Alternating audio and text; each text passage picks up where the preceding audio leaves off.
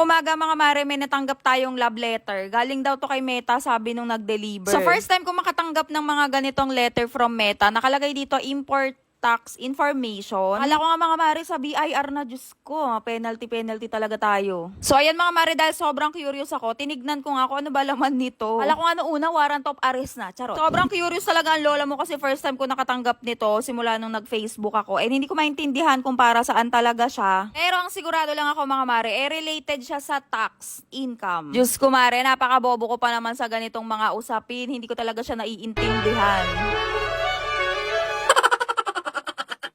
Receive din ba kayo ng ganito mga mare? Hindi ko kasi naiintindihan kung ano gagawin dito. So ano yung ginawa nyo? Pero naka-input dito mga mare sa papel na to kung magkano yung gross amount na sinweldo mo. Ang nakalagay dito sa dalawang sobre ay $2 at $38.